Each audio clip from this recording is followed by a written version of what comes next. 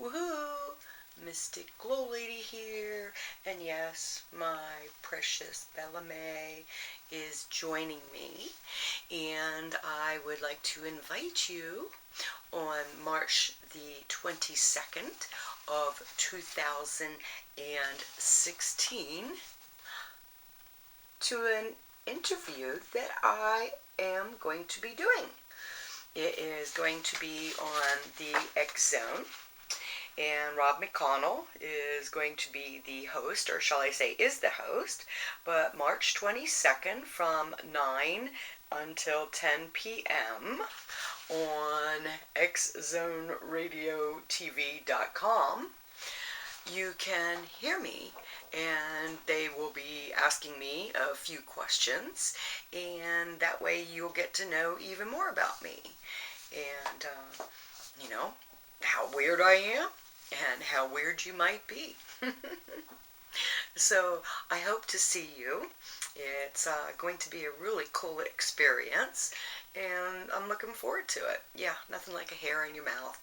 Hopefully I won't have any of those, or those frogs in my throat, or anything like that. So, well, you ready to check out what the astrological divination reading is going to be for March? Hang on, here it comes. Woohoo! Taurus, how are you? This is your divinatory reading for March of 2016. So, how goes it? Are you holding on to your ground? Alrighty, Taurus, I have. Now, this is a general reading where I put Taurus into the first house. If your ascendant is Taurus, then the planets, what I'm talking about, will play out in your houses. Otherwise, it's a general one. And also, if you have Taurus for a moon sign, this will give you an idea of what's going on too. Now, on the bottom, we have the Tower, the change and transformation. So what are you changing into, Taurus?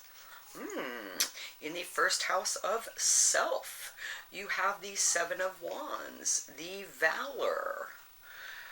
Give yourself a pat on the back, Taurus. You've been working hard and you deserve it. Now, in the second house of finances and possessions, you have the Princess of Swords. Are you talking about new ways to make some money?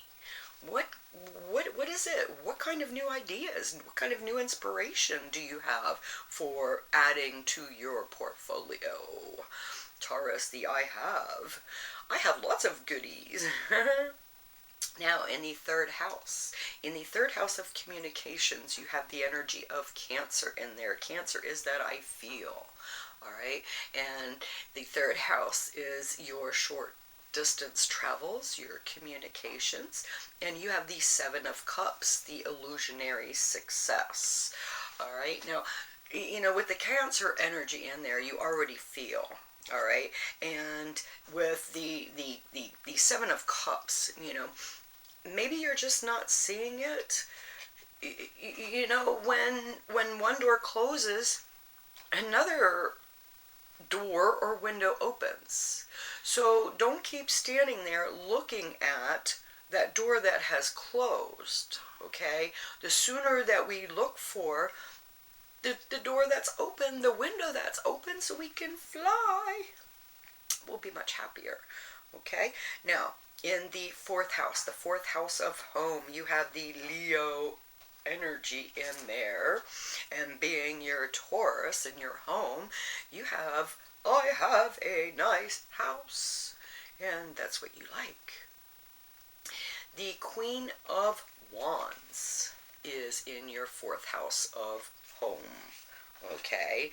Getting that home the way that you want it, okay? Now, in the fifth house of fun, creativity, sex, children, you have Virgo energy in there. Am I being too analytical?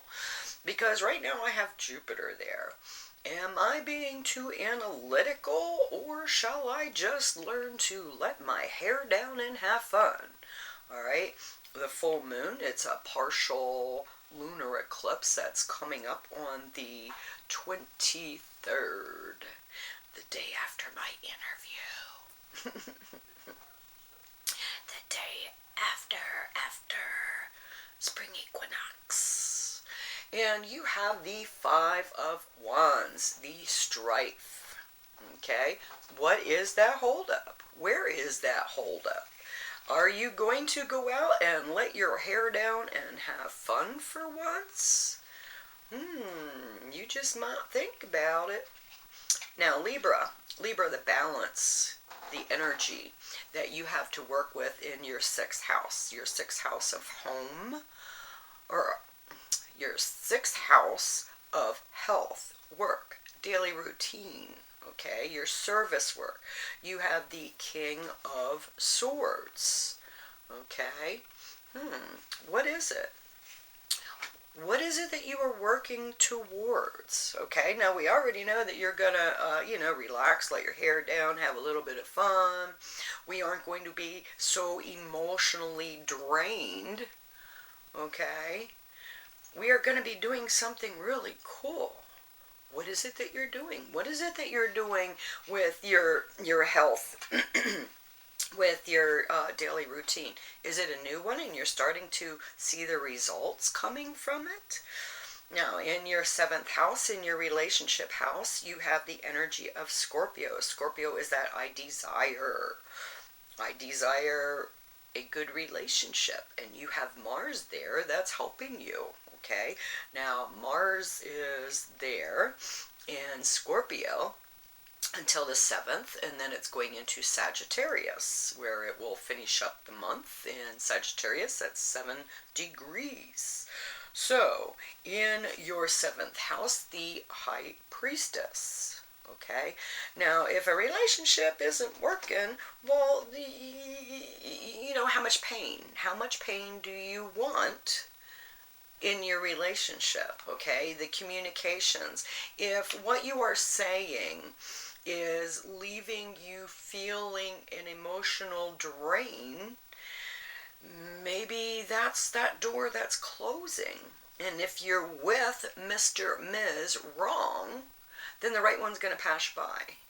So, relationships, I'm seeing, yeah, okay, let's straighten things out. Maybe it's committing to a relationship. Maybe it's deciding that, I've been, going out and here and there, and it just isn't giving me. Well, maybe I should really think about this relationship and putting my effort, my good effort into it. Okay, have you been putting your best effort into your relationships? Now, in your 8th house of other people's money, your death, taxes, rebirth, you have Sagittarius. That's fun-loving. But Saturn's in there. So Saturn is teaching you some lessons. What is Saturn, that teacher, teaching you about other people's money? Okay, now you have the Queen of Swords. Are you ready to off with their heads? Is that something that you're seeing, that Queen of Swords? The Mars coming up. You have the High Priestess. You have the Queen of Swords. Say what you mean what you say. Don't say it mean, but don't hold it in so that you are emotionally drained either. Okay? Now, Capricorn in the 9th house of higher learning. You have Pluto in there. Now, that's higher learning. It's spiritual quests. It is long distance travels. And you have the Star, the wish card. What is it that you would like to do?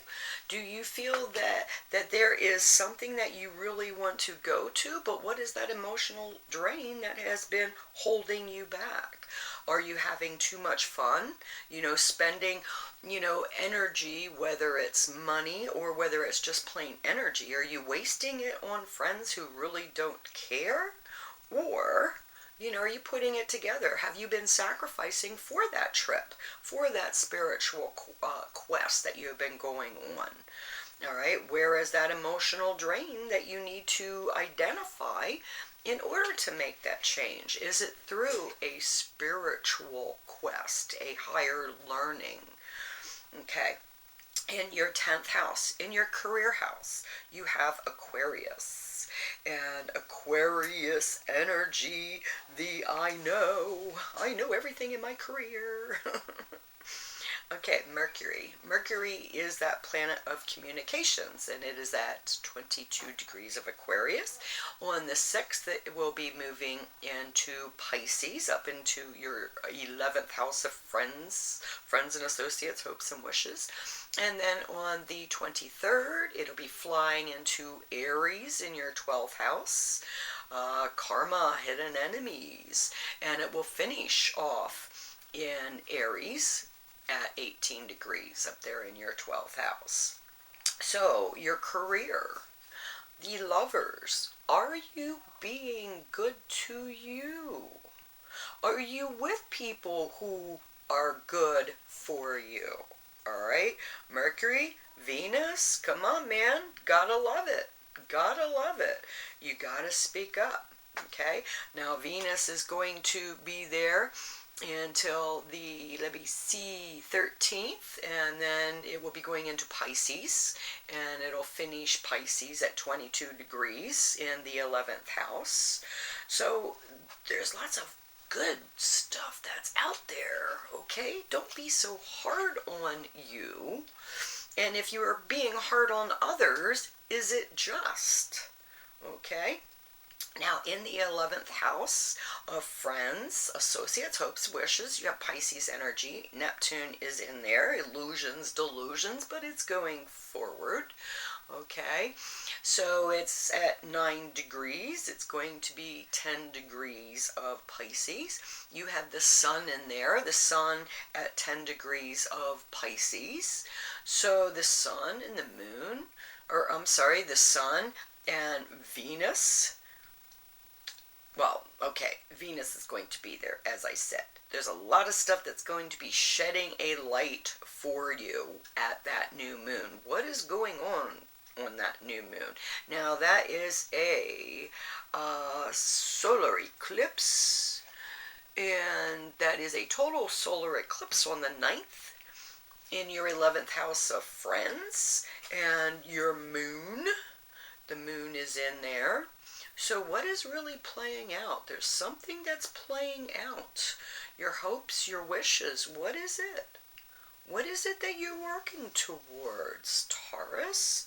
It's like, wow, this might be a good breakthrough for you. Now, Aries, in the 12th house, you have Uranus in there. Uranus, the unusual, the unexpected. It's at 18 degrees. It'll finish off at 19 degrees. And you have the Fool. The Fool that just jumped right out of my hand. Excuse me. Okay, it looks like everybody is getting a card that wants to jump. Aries had one that wanted to jump. Now Taurus has the Fool in the 12th house. Okay, the karma, the hidden enemies. Now it looks like you have a really, really good month coming up, March 2016. And as I said, with the 5th house, you know, fun, creativity, sex, children, if you are giving too much and it is costing you, you feel an emotional drain, well then it's not going to be good for you. Okay? Now if you are holding back because you want to go and explore elsewhere, you'll have a lot of really good juju coming for you. Okay? March 2016, you have a lot of really good things coming for you. So do not focus on that little bit of negative, because if you're going to focus on that little bit of negative, you're going to miss all the blessings that are passing you by behind you because you're staring at this. Okay? Don't be staring at whatever is not working. Identify what's not working and then identify how you can change it. Okay? That's a biggie. Okay? And if you have nothing better to do, March 22nd, X Zone. Come and see me, or shall I say, come and hear me, on March 22nd, 9 to 10, on X Zone Radio TV. I look forward to seeing you, and if you have any questions that you would like me to answer on the interview, then let me know. Let me know. Email me, and then we'll both know what you want. Okay? So, I look forward to seeing you on the 22nd of March, and I look forward to seeing you in April. And yeah, I'm working on those astrological cheat sheets. So, say a prayer that they're going to be ready to go. I'm so excited. Usual. I love you.